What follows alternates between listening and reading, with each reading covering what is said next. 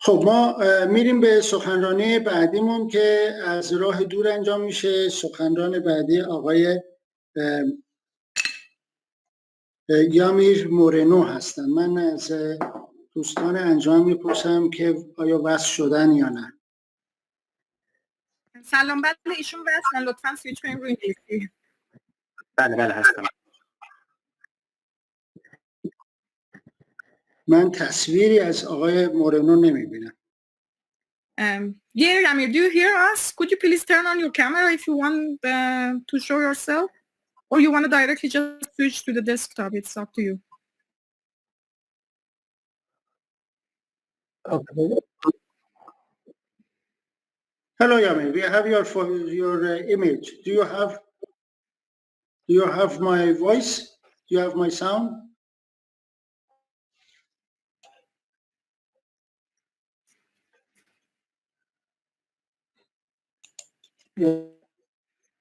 Hello? Yamir, we see you, but we don't hear you. Do you hear any of us?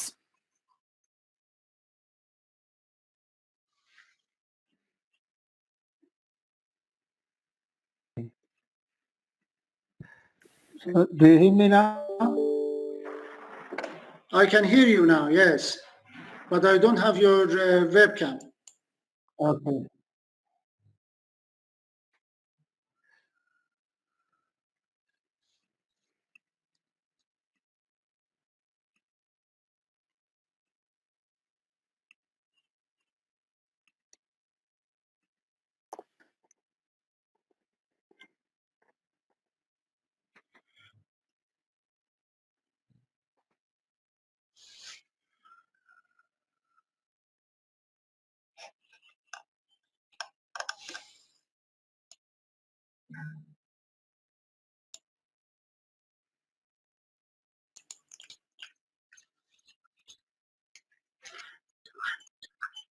آقای شفیعی. سلام. من بهشون مجوز دادم، مجوزا رو هنوز تایید نکردن. یه بار ظاهرا قطع شد ارتباطشون. مجوزا وجود داره. الان ببینید جلو اسمشون هم دوربین و هم میکروفون قرمز رنگه. نیاز به تایید ایشون داره که دوباره رفت. صدای منو داری؟ آقای شفیعی من اسم ایشون رو توی لیست نمیبینم. الان اصلا خارج شدن انگار. نه که یه بار خارج شد. فکر کنم خارج شدن که رفرش کنن دوباره بیان. آره خارج شدن. هر بار که وارد شدن حالا مجوزا رو دارن قاعدتاً، ولی حالا شما هم خیلی خوب صبر کنیم دو مرتبه وارد شد. من هستم حالا هستم. Do you hear me now? Hello, Yami. I have your image. Can you hear me? Yes. Great. So we can start. Our second speaker is Dr. Yamir Moreno, who is Director of Institute for Biocomputation and Physics of Complex Systems, University of Zaragoza, Spain. He's also President of Network Society and past Presidents of Complex Systems Society. We are very honored to have Dr. Moreno here today, who is going to give us a presentation on the data-driven modeling of COVID-19. Please go ahead. Okay. We have your slides, and I hope we can hear you. Okay. Do you hear me? Yes. Okay, good. So thank you for the invitation, especially Patrick that invites me. I'm sorry because I didn't have enough time to fully prepare the transparencies and the slides. So I am taking this as sort of informal seminar in which I would like to introduce what we have done in relation to modeling COVID-19. So let me just go direct to the point. So the objective of any model for disease forecast is precisely to predict what is the course of the disease, what would be the evolution of the disease, and how you go from a local outbreak to a global outbreak if at all possible. If this happens, what are the conditions that determines that the disease is spread from one place to another one? So essentially what we are trying to do with this is to model it as we do, for example, with hurricanes and etc. The difference are quite some that I will try to explain what are the difference, because even if it seems that predicting a disease is easier than predicting the trajectory of a hurricane, it's not that way, especially because, and this is something that I will come back later, especially because we are dealing with humans and there is this sort of unpredictable factor in the system, that is how to model human behavior. And in that sense, that makes prediction quite hard compared to the hurricane, in which you know that if you have, the equation of the system, you know that if you have a good surveillance or sensors that measure temperature, pressure, etc., you can plug in that into your equations and then have a good prediction for the next few days. This is what we want to do, but of course we have humans, and humans are quite unpredictable by default. But also when you make a forecast, and you say, okay, the hurricane is likely to go through this path, the hurricane will continue that path if the conditions that led to that prediction remain the same. But when you do that with disease spreading, the problem is that humans modify their behavior. So when you predict something and you feedback and you inform the population could also digest that information in a way that you don't predict before, and they change the behavior. So this is kind of feedback into your model. So you predict, you wait you see what is the people reaction, and then you have to adjust your model depending on that. So what is the problem that we have now? The problem we have now is that we need to also know quite more than what we needed to simulate diseases in 14th century. For example, this is the Black Death in Europe. And in December of 14th century, it started to propagate in the Middle East, and then it went to Europe, entering via Greece, Italy, the south of Europe, and then it took 3 years to go and reach Northern Europe. And this was essentially because at that time, so 6 centuries ago, at that time, we were essentially very poorly connected. People were living in small villages that were connected by 1 or 2 roads that you have to walk, or if you were, if you have some money, you can take a horse or something similar. But at most, you can do like 20, 30 kilometers per day in normal conditions. That means that the movement was very slow. That means that if we were the carriers of the disease, or the disease was carried by us, then this was a very slow spread. And that explains why the diffusion took place essentially in a two-dimensional surface, and where you can apply the classical diffusion equation, and then you can calculate what were the velocity of the spreading, the front of the disease evolution, etc. Nowadays, we move in completely different manner. First, the population has changed in numbers, so we are quite some more than 6 centuries ago. But most importantly, we are now globally connected. We can go from one place on Earth to another place on Earth in 24 hours or less. So that makes the spreading of diseases very fast, and that gives us also very limited time to react and to take some measures that can mitigate or control the disease. And this is what we have seen now with this COVID-19. It started, according to simulations and official reports, it could have started to circulate around end of November, very early December, but more likely in November. China recognized for the first time the outbreak the last day of 2019. Most of Europe and other Western countries experienced the outbreak and the community transmission by February or early March.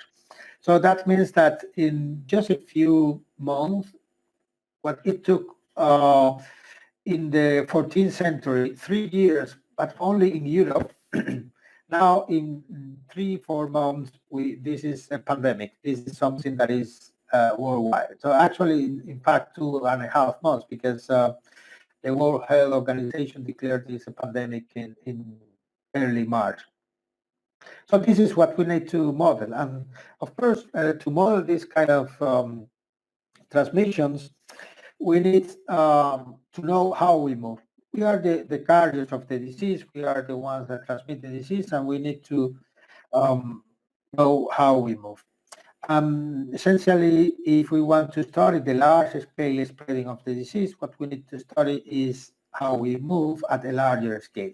But also, if we study this within a city, for example, within a city, what we need to also know is how we move and how we interact with each other. So this is something that I will discuss in more detail, and essentially what I will present in relation to COVID-19 is what we have been doing in relation to data-driven modeling of the disease. So you take data about how people interact or how people move, you feed back into classical models of disease spreading, of course, adapted a little bit to this the specifics of the disease, and then you do your simulations. So it's more data-driven simulations than any theoretical work.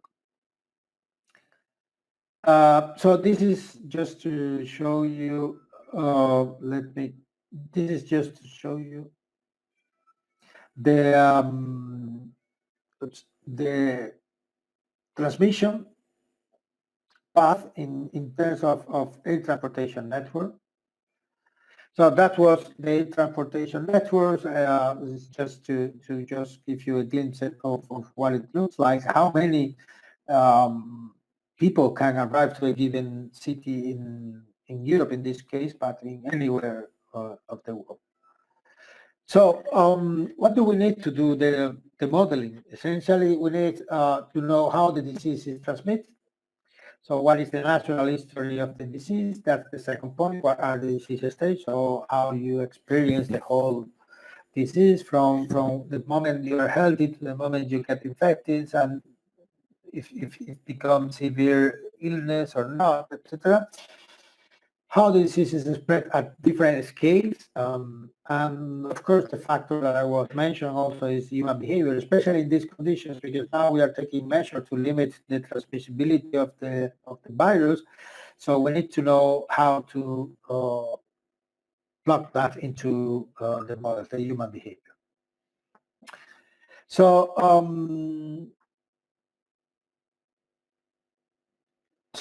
in terms of mechanisms of contagion, so there are different diseases, and each of them have different mechanisms for transmission. So this one, the COVID-19, is a coronavirus, but the way in which it is transmitted is in the middle of the panel here. You can see.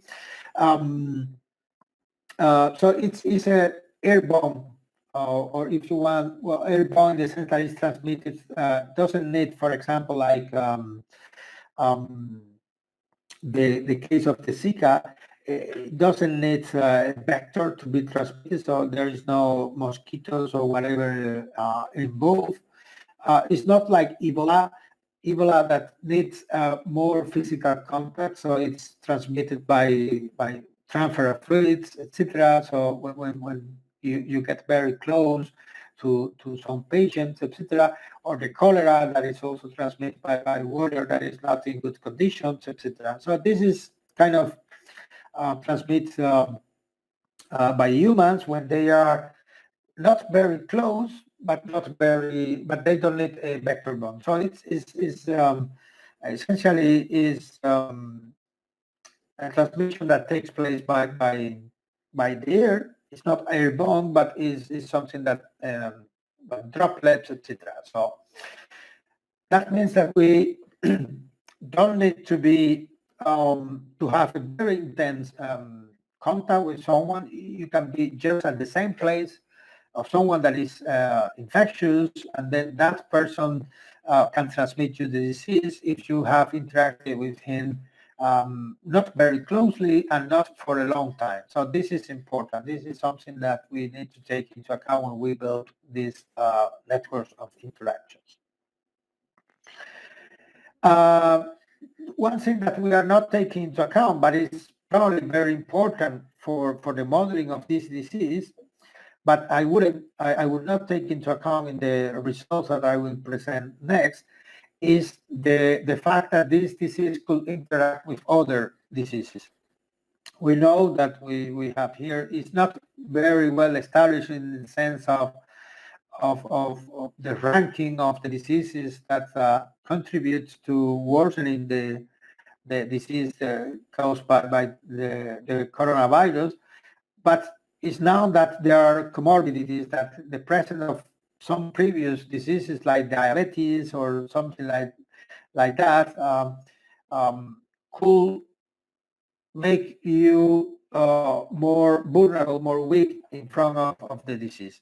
And this is something that we know already for other diseases. This is not something that is new. For example, the classical example of two diseases that are very deadly and interact between them is the case of tuberculosis and HIV. These are responsible of many deaths worldwide per year. Actually, they are, together with malaria, the main cause of disease in terms of infectious disease transmission. And it's known that both of them interact very heavily, the tuberculosis and HIV, essentially because when you are exposed to tuberculosis, you normally don't get sick. What normally happens is that you get the pathogen. In this case, it's a bacterium, it's Mycobacterium tuberculosis, and then your immune system is strong enough normally to attack the pathogen. So the macrophage of your immune system try to kill the pathogen. Normally you are not able to kill the pathogen, but the pathogen is not able to freely move in your blood, and you don't get infected. So you go to a latent state, latency that could last for the whole life. Actually, the latency period is around between 300 and 500 years. So that means that most of the people could be carriers, but they don't get sick. So they are the whole of their life in a latency period. This is actually something that is estimated that 1/3 of the population worldwide is in the latent state. However, when you get HIV, or if you already have HIV, what happens is that your immune system is depressed. So it's suppressed somehow, your immune system, and then that makes harder for the individual to contain the bacteria, in this case, the pathogen of the tuberculosis, and that increases the probability that you transit from the latency state to the sick state, or even that you get this what is called prime infection, that is, you go from healthy to sick without transitioning through the latency state. And that's something that happens because the immune system is suppressed due to the presence of HIV. The other way around is also worse. If you are with tuberculosis, you are also more susceptible to get the HIV. So this is something that we are not incorporating, but it could be also important to take into account in the future. In terms of the mathematical framework, in epidemiology, as you probably know better than I, there are a few models that they are dynamically sort of equivalent. They, in terms of, I mean, you can classify these models by the stage of the individuals. So there is one that is susceptible, infected, susceptible, that you normally use when people get infected and then they are susceptible again to the disease, so you don't acquire any degree of immunity, and then you go back to the susceptible state. This is normally, for example, something that happens when you are modeling the transmission of sexually transmitted diseases, in which you get cured, but then you become again susceptible to catch the disease again. So in that scenario, what you have is that there is a prevalence in the system. You don't have this notion of outbreak or not. So it's, you talk in terms of prevalence of the system. The other classical model is the susceptible, infected, removed model, in which the cycle is not anymore from susceptible to infected and back to susceptible, but you incorporate the possibility that individuals get some degree of immunity. That could be 100%. In the classical model, actually, you consider that people acquire full immunity, and you don't go back to the susceptible state again. Of course, you can add after the R another susceptible state just to account for diseases in which you get some degree of immunity, but in the short term, and then there is a waning of the immunity, and at some time you get back to be susceptible. This is also typical of other diseases. For example, tuberculosis is now that after you can get vaccinated, but then after quite some years, 30, 40 years, the effectiveness of the vaccine is reduced, and then you are susceptible to catch the disease again. So it depends on the disease, but in general, you can also add that stage at the end. So these are the two models. In the susceptible, infected, removed model, you talk in terms of how many people got the infection, not the prevalence of the disease, but how many people got the infections at the end of the process. So, so that you have an outbreak if a macroscopic fraction of the population was infected. In both the scenarios, the key epidemiological parameter, assuming that you have a well-mixed population, etc., and that is the number of secondary cases generated by an index case, but by when it is in a fully susceptible population. This is what is called R naught. In this case, if you consider that lambda is the probability that a susceptible individual becomes infected when when there is a contact between a susceptible and infected, and that it recovers with probability 2, then you get that the R0 is lambda divided by mu. This is well-mixed population, so this is and these are the probability per contact.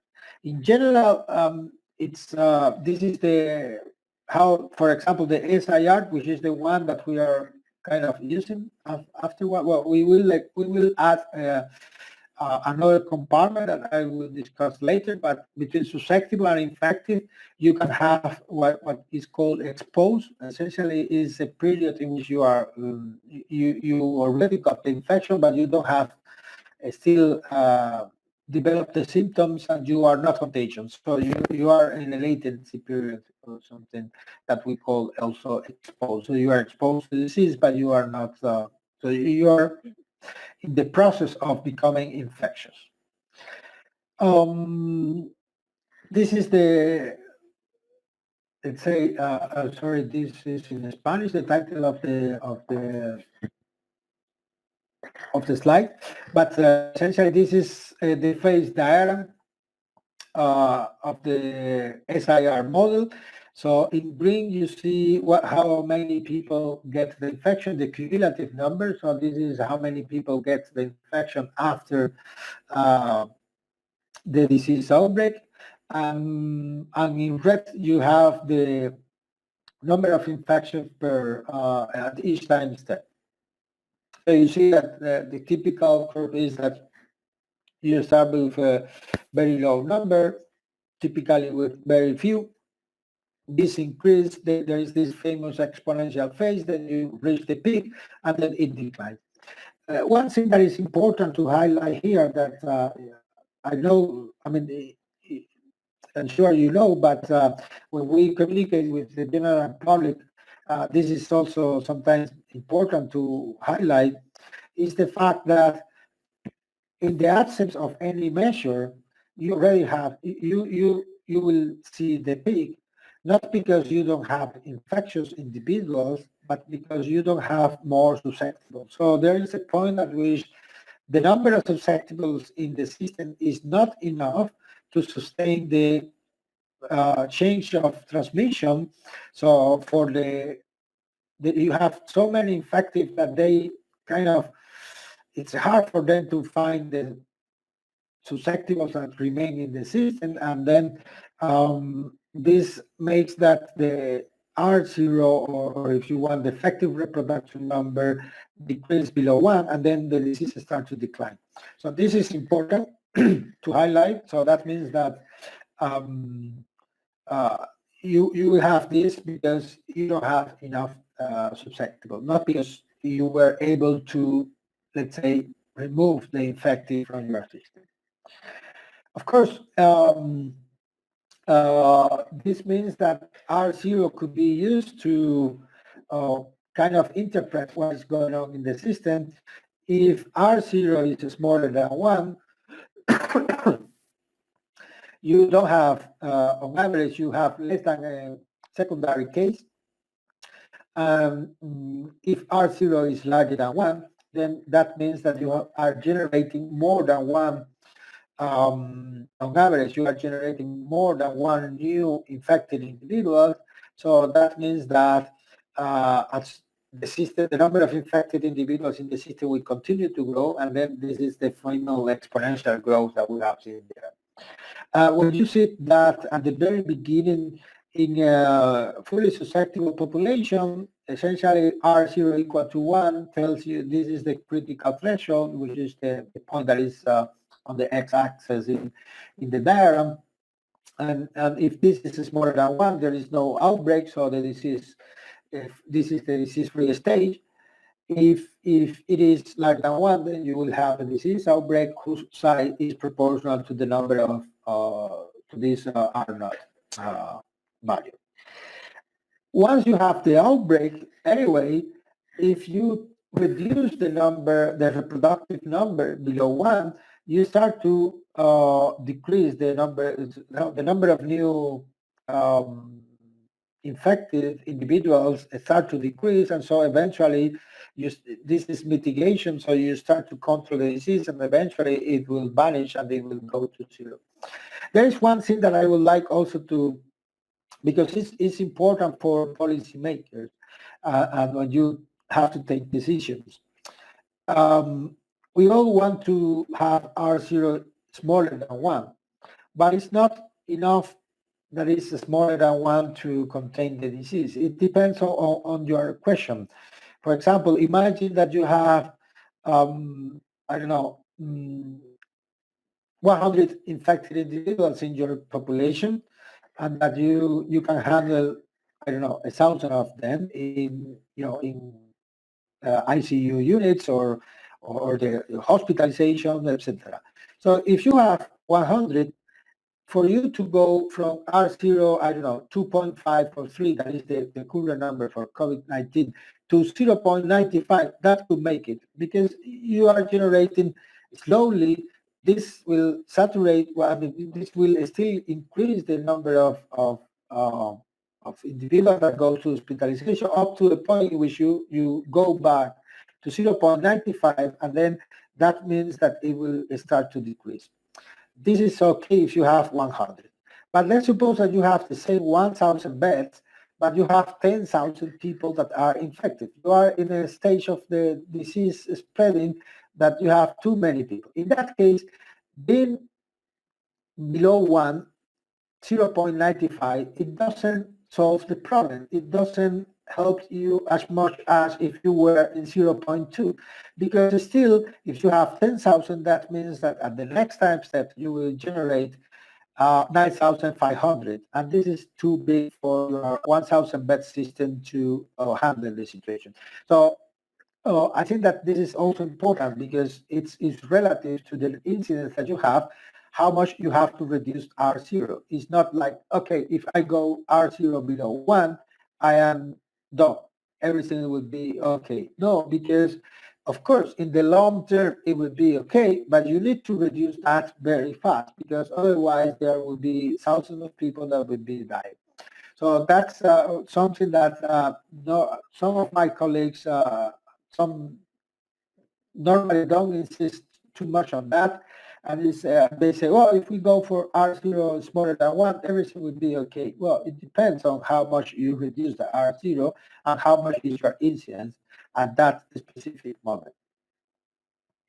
So having said that, in general, when you have an outbreak like the one that we have, R0 is not only a function of the disease parameter. Sorry, I changed the notation here. It should be, well, beta is the spreading probability, what it was lambda before. So you have the bull, but also we are not in the fully susceptible population. We are not in a well-mixed population. We interact. We have a network of contacts. So in general, this R0 is also is a function of the history of the disease or the disease parameters, beta and mu, but it's also a function of our interactions. It's a function of how many people we interact. If we get the disease and we live alone in our place and we isolate ourselves at home, our effective reproduction number is 0 because we don't have any susceptible to transmit the disease.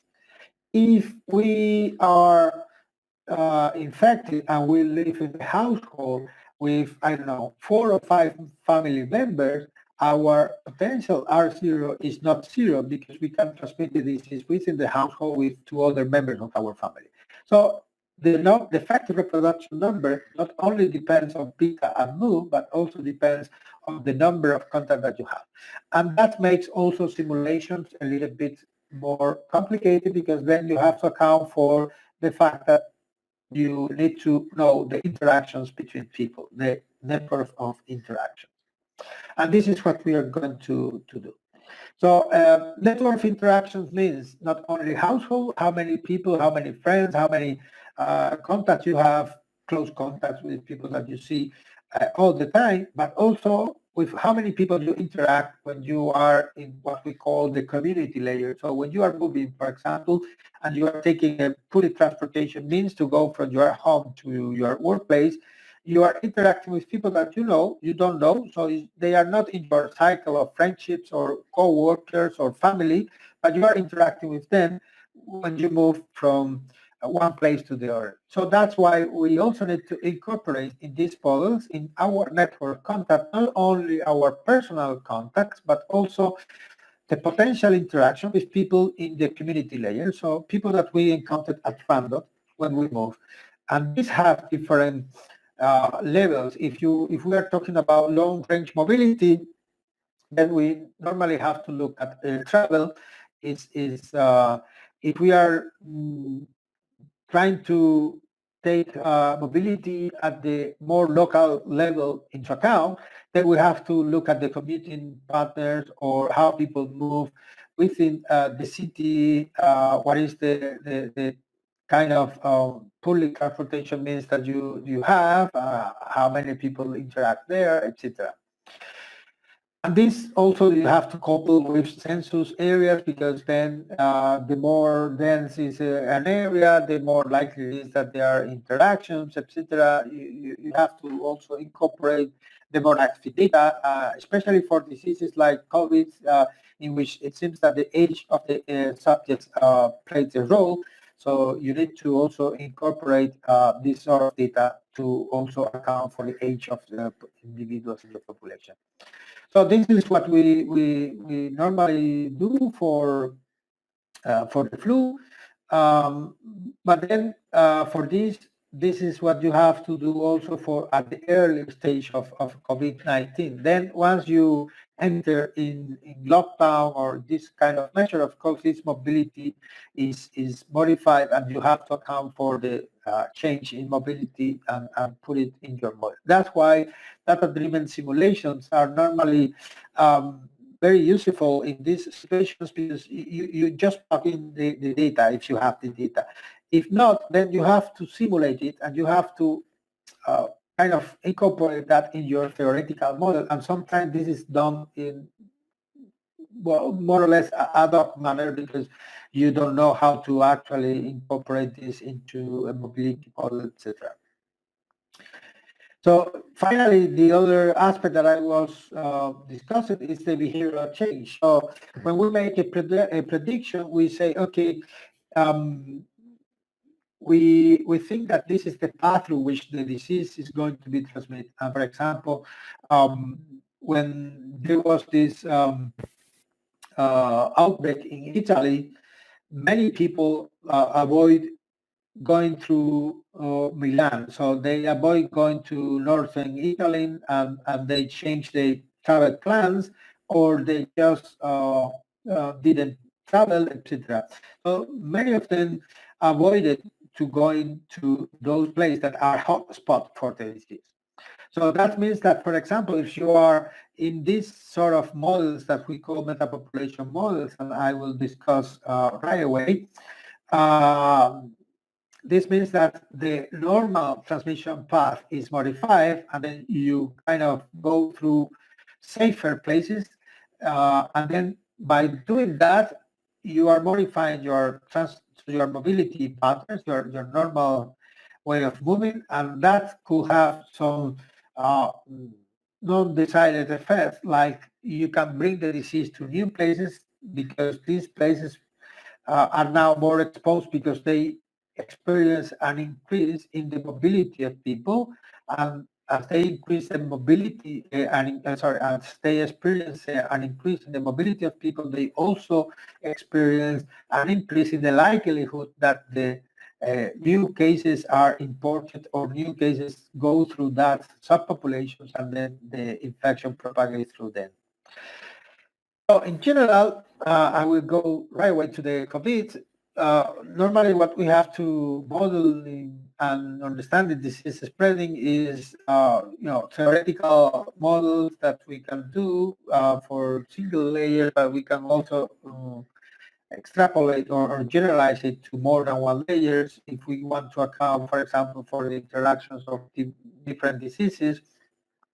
Digital epidemiology that is based on data that you collect using devices of these new technologies, etc. Or the ones that I will be using next, that are these three. It's a combination of metapopulation approaches and data-driven simulations that we use these to characterize this early stage or the early spreading of the disease in China and in Spain, and agent-based modeling, which we use to model the propagation of the disease within a city and to evaluate different scenarios for the exit scenarios for the current situation. So let's start by describing briefly, just in case you are not familiar with these sort of models, it's a metapopulation models. Metapopulation models are models that are they are kind of borrowed from population dynamics. And in your metapopulation model, what you have is a whole population that is divided in subpopulations, and each subpopulation is a system with its own dynamics. So imagine that, for example, each of these population is a province or a region in Spain, in China, or if you want in Ireland.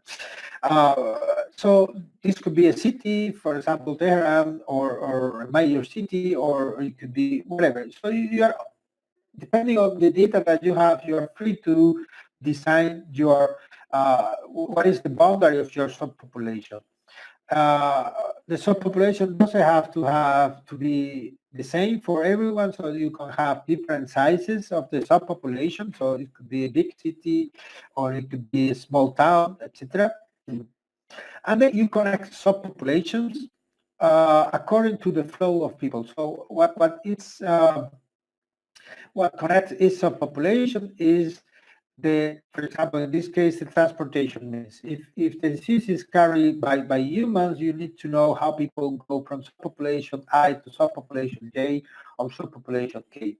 So this is by transportation means what you include here. Mobility patterns in general.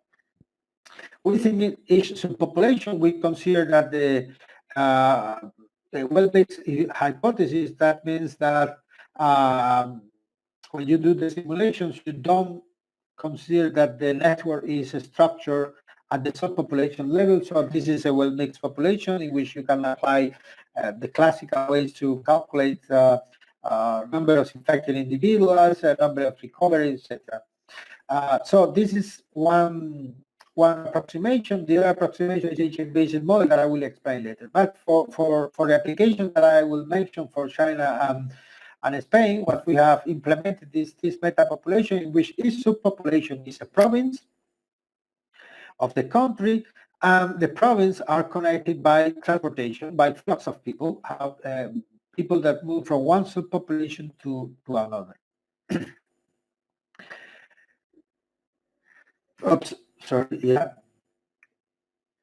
Let me just, before presenting the COVID-19 results, just to also discuss it very briefly, herd immunity, because this is important for the interpretation of some results. The only way to, in an outbreak like COVID-19 or any other SIR-like disease, the only way that you have to reduce, or I mean to stop the disease, is because the population gets immunization. Because there are individuals that are immunized to the disease. And this, because this is the natural, I mean, if you don't have a population that is immune to a given pathogen or a given virus in this case, whatever you do, it will continue to propagate the disease unless there are no more infected individuals. And this is impossible because for that you have to, close down everything for quite a long period, doesn't allow anyone to enter in your system to avoid any importation, etc. So in normal situation, the only way that this that you can get the population, I mean the outbreak, to reduce the outbreak size and eventually eradicate the disease, is by getting the population immunized. This is done by vaccination, which is not an option right now and probably wouldn't be in the next year or year and a half. And the other one is to let people get infected, and then you get this herd immunity, which is a fraction of the population that is already immunized. That means that if you have an infected individual in your population, for these infected individuals, it's hard to find susceptibles, and so the effective reproduction number is below 1, and then you don't have a microscopic outbreak of this disease. This is something that depends on the R0 of the disease. It's a very simple mathematical calculation under the hypothesis of mixed population, etc. And we get that, for example, for the measles, which have R0 equal to 12, you see that the herd immunity is 92. For this one, that is between 2.5 and 3, so the herd immunity is around 60, 2/3 of the population, or something like that, for the COVID-19. And we are quite far from that. So we have to implement some measures to contain the propagation of the disease in the hope that in a few more, a year or so, we have vaccinate, a new vaccine that allows us to immunize the population. So let's discuss the results that we have obtained for the COVID-19. So this is China.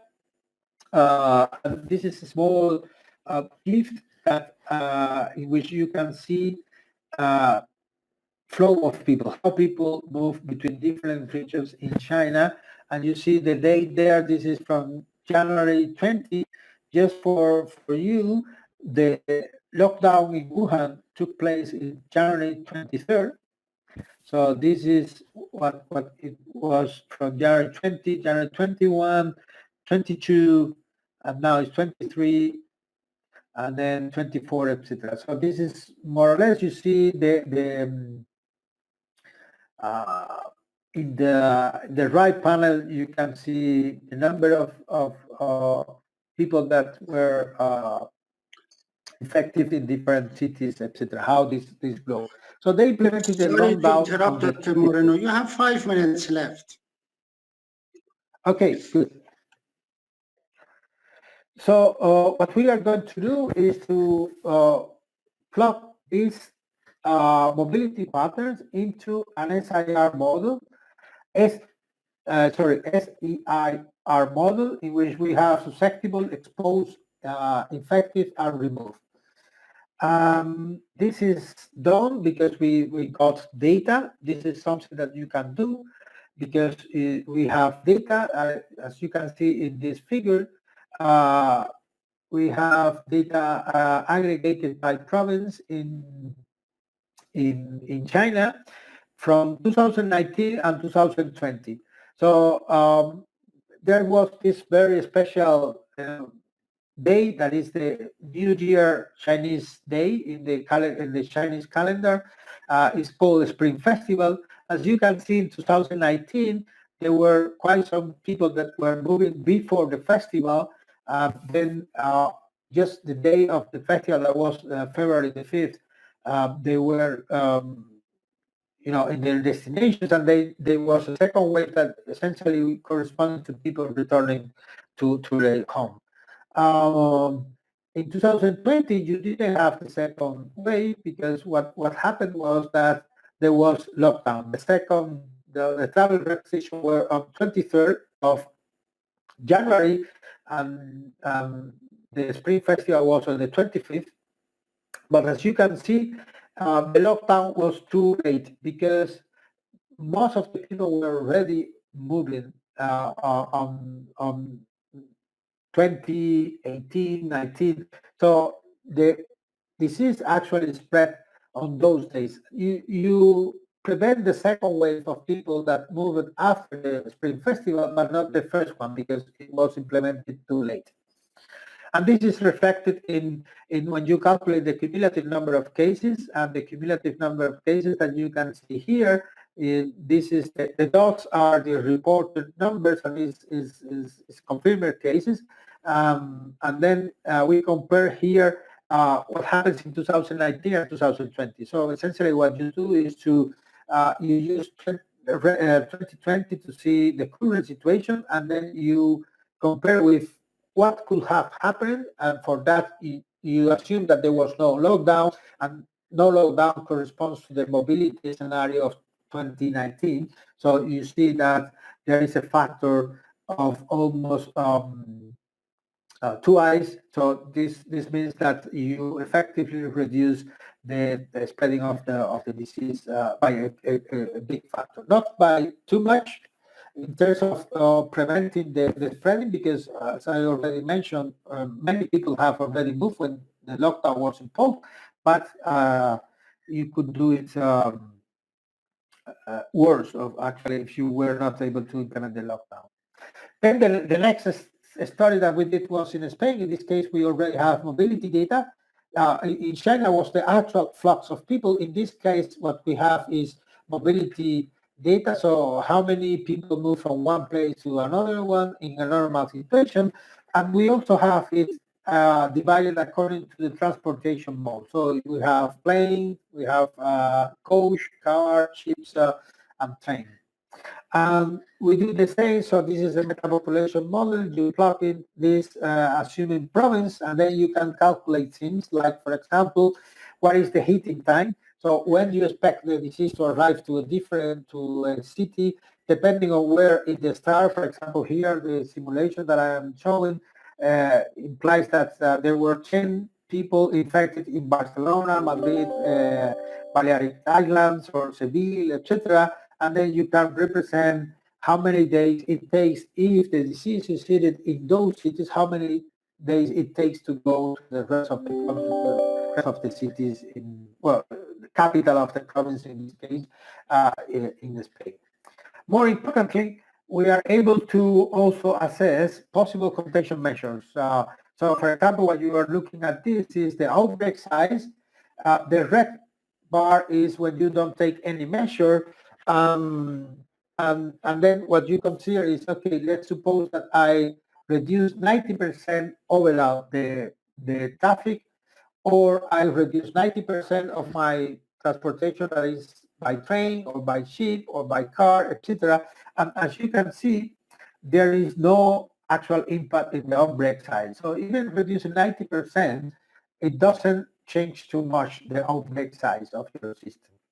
This is, again, essentially because there are people that are circulating in the system. You don't have immune individuals in your system in a number large enough. So at the end of the day, although it delays, it is a bit delayed, it continues to be catastrophic in terms of the fraction of the population that is infected. Actually, in the bottom panel, you see that what you can achieve, the most you can achieve, is to delay the peak of the disease. So in some sense, you earn some time to prepare your health system, but the number of people that you will have to deal with is the same as if you were not doing anything. Other more effective measures are what we have already here in some cases, in some countries that have contained the disease. For example, isolation. So you can isolate people after 1.5 or 2 days. In this graph, in the top panel, they have developed the symptoms. So once you identify those individuals, you can isolate them. See, the very beginning, after you have 100 cases or after you have 1,000 cases. So in general, you see that the early you identify people and the early you isolate those people, the larger is the decrease in the outbreak size. This is effective. This is something that is very effectiveness of these measures is very high. The same happens with the detection efficacy. So suppose that you don't do it in terms of days, but what you do is, okay, I assume that I will be able to trace 30% of people, 40% of people, or whatever percentage, and then you can compute the outbreak size. And you see that the more people you are able to trace or to detect, the more reduction you get in the outbreak size of your system. Dr. Moreno, I really have to ask you to stop soon because we need to have some time for questions. Yeah, okay. So the same you get for this, and I will then just go to very briefly to the last model, in which what we did was to the agent-based model, in which we have this data that is contact between people, so you can actually build the network of interactions. And then once you build the network of interaction, in this case, we also developed a little bit more sophisticated epidemiological model. I'm sorry I don't have time to explain it in detail, but we incorporate also hospitalization, ICU, etc. And then we simulate different scenarios. Essentially, what we have is in the top panels, baseline scenarios. In the middle is scenarios in which the closure is not as hard as full lockdown, and the final is the full lockdown, in which you have actually you are able to reduce the number of people that gets infected, and more importantly, if you see panel C here, the number of people that goes to critical care units in that. So your health system is able actually to manage this sort of interventions. Sorry. No.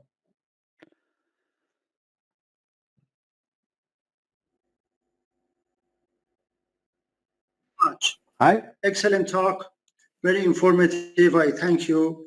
Thanks a lot for your very interesting talk. I hope you have enough time to answer a few questions. Can I pose the question? Yeah. I will ask the questions on behalf of the people present. These are questions which have been typed for me. And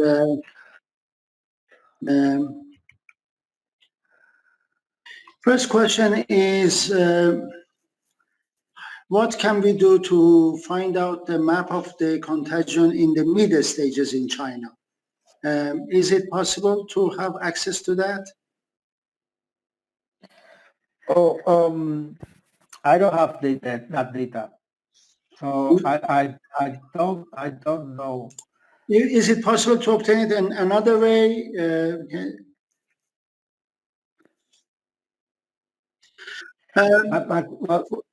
Okay, let's move to the next questions. The next question asks, is it possible to imagine that mosquitoes or other insects have a role in a spread of the COVID-19? This has not been proved. So there is no evidence that transmission is done that way. So I don't think that's that's something that is playing a relevant role in the transmission. If it is possible, is marginal. The effect is. It's okay. Let me move to the next question. Sorry, Dr. Rouhani. I guess you missed two early questions. One with Dr. It's okay. Hammer. Let's finish. Stop. Finish. I ask the next question.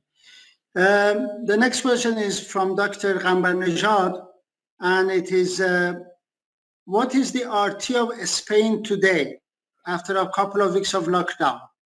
I think what she means from Dr. Gambarnejad, I think she means what is the RT of Spain as it is today under lockdown?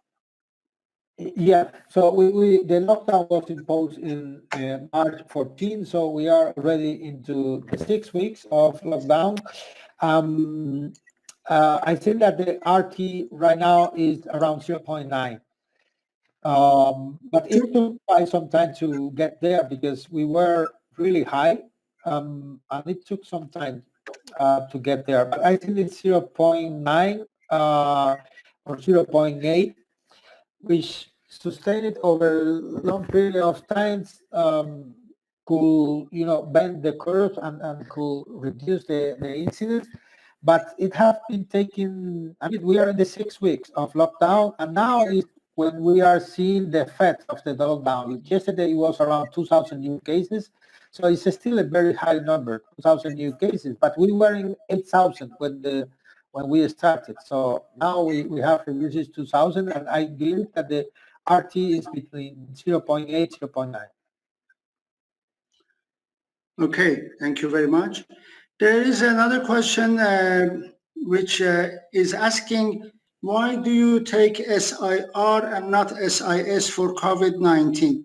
I think here you already gave some explanation. Maybe you want to clarify that.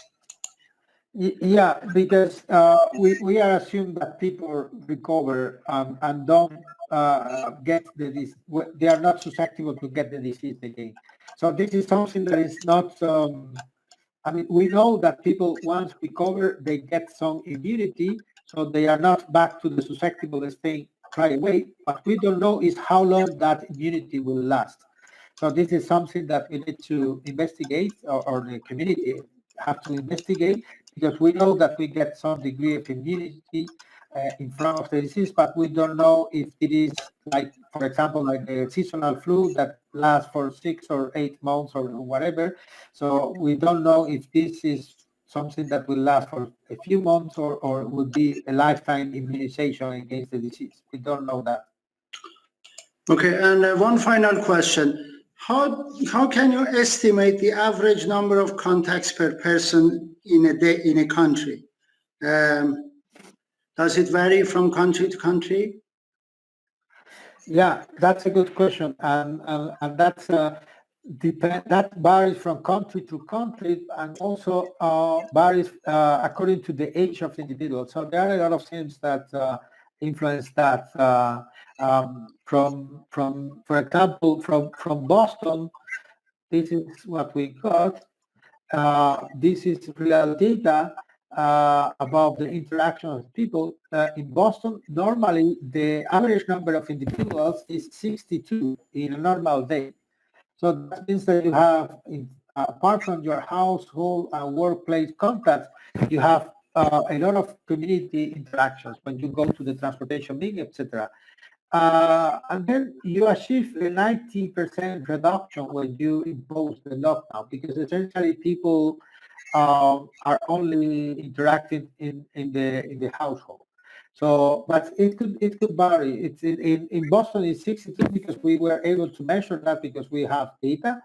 But in other places, I don't know. But no, this is 62 is the average. But this is a very with distribution with a long tail. There are people with 350 interactions, and there are people with just a few. So it depends. Thank you very much.